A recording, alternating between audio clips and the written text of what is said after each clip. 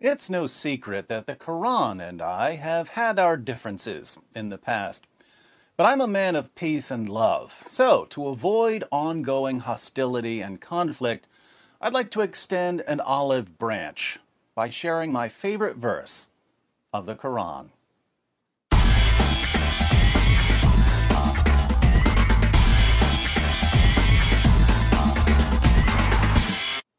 You might think that my favorite Quran verse is the verse I quote most frequently, Surah 9, verse 29, where Allah commands Muslims to violently subjugate Jews and Christians.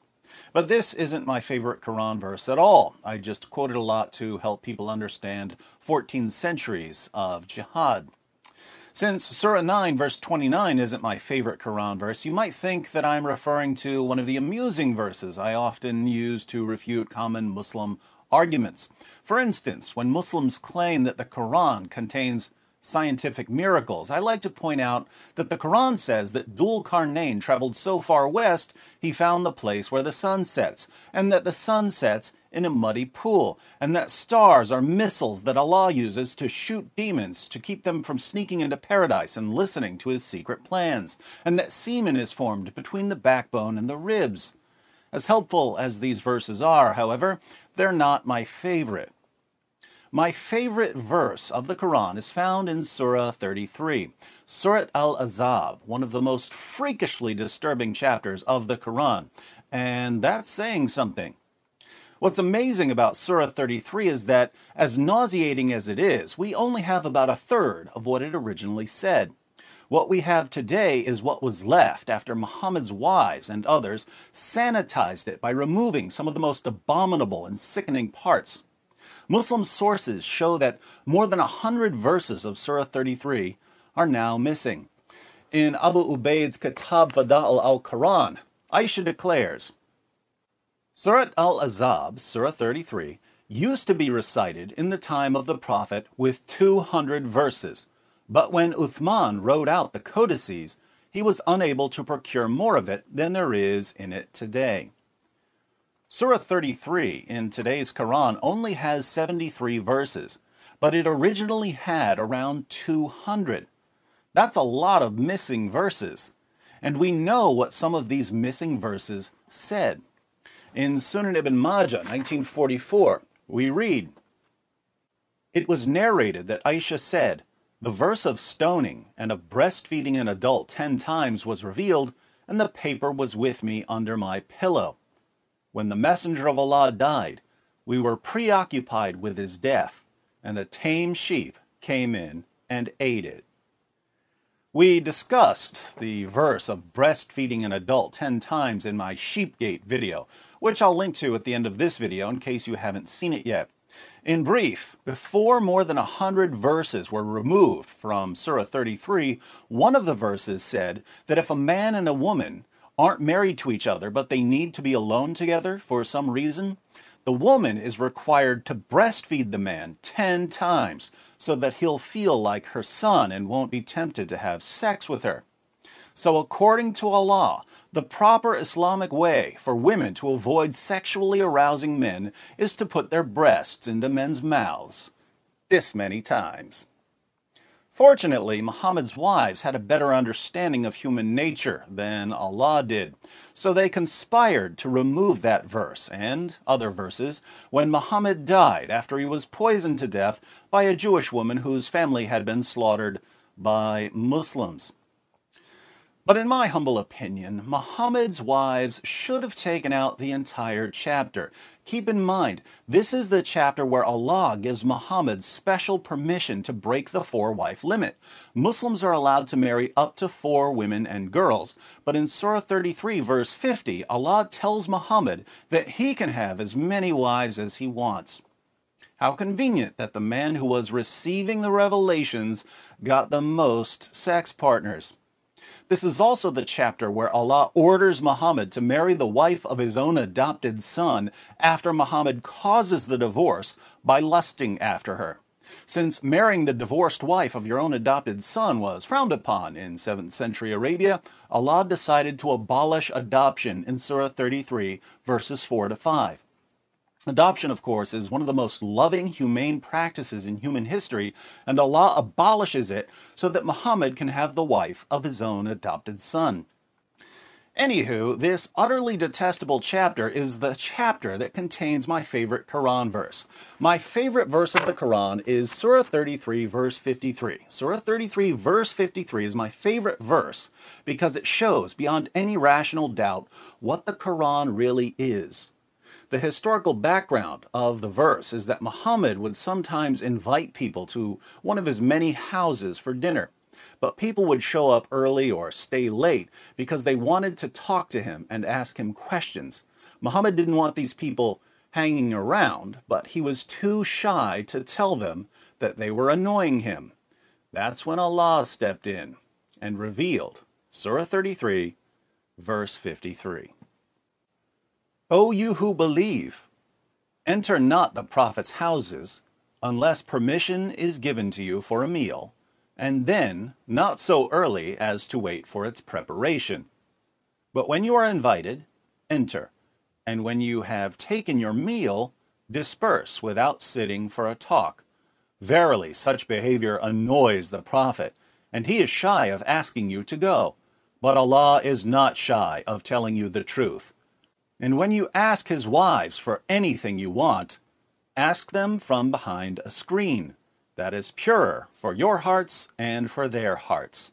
And it is not right for you that you should annoy Allah's messenger, nor that you should ever marry his wives after him, i.e., after his death. Verily, with Allah, that shall be an enormity. Now, think about this. Muhammad doesn't like people showing up early for dinner or hanging out afterwards. He's a busy man, and Islam's most trusted sources say that he liked to have sex with all 9 of his wives on the same night, as we read in Sahih al-Bukhari, number 5068. Narrated Anas, the Prophet used to go around, have sexual relations with all his wives in one night, and he had 9 wives. Sahih al-Bukhari, number 5215. Narrated Anas bin Malik, the Prophet used to pass by, have sexual relations with all his wives in one night, and at that time he had 9 wives. Sahih al-Bukhari, 268. Narrated Qatada, Anas bin Malik said, the Prophet used to visit all his wives in a round, during the day and night, and they were 11 in number. I asked Anas, had the Prophet the strength for it? Anas replied, we used to say that the Prophet was given the strength of 30 men. And Sa'id said, on the authority of Qatada, that Anas had told him about 9 wives only, not 11. Surah 33, verse 50, gives Muhammad special permission to have more sexual partners than anyone else. And Muhammad wants to go from house to house, having sex with 9 women and girls a night. Now, obviously, if you're trying to have sex with 9 women and girls a night, not counting your slave girls, you don't have a lot of time for chit-chat. But Muhammad's followers want to talk to him, even if it interferes with his sexy time. Sadly, Mahomet, the guy who brags about having sex with 9 women and girls in one night, is just too shy to tell his followers to stop bothering him. So Allah has to intervene and tell them not to annoy Muhammad. Keep in mind, Muhammad is the one who's receiving these revelations. One day, Muhammad steps out and says, guys, I have a revelation from Allah. This is Allah talking, not me. I wouldn't say any of this, but Allah will. Remember just 3 verses ago when Allah gave me and me alone the right to have more sexual partners than any of you gullible stooges? Well, now Allah wants you to stop coming over to my house early, and He wants you to leave as soon as dinner's over. Again, I wouldn't say any of this. I'm just too shy.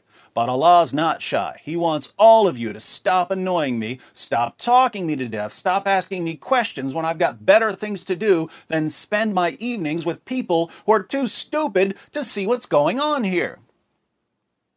How can Muhammad make it any clearer what Allah really is in Islam? Allah is Muhammad's sock puppet, whose primary goal is to give Muhammad everything he wants. Why is Allah so obsessed with giving Muhammad, the puppet master, whatever he wants?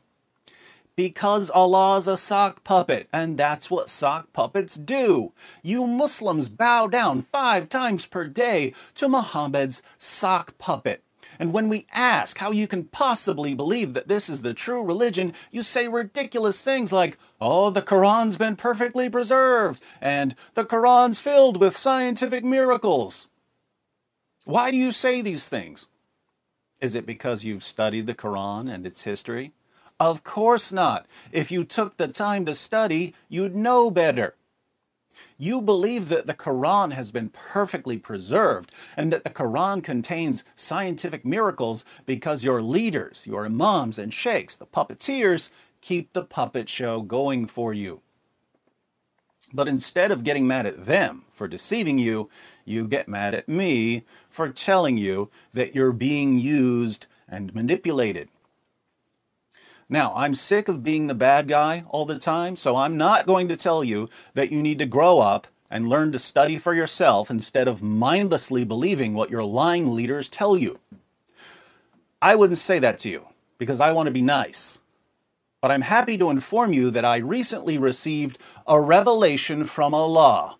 And Allah isn't nice. He tells you what you need to hear, even if it hurts. Grow up and learn to study for yourself instead of mindlessly believing what your lying leaders tell you. Listen to the super genius David Wood, or you're doomed.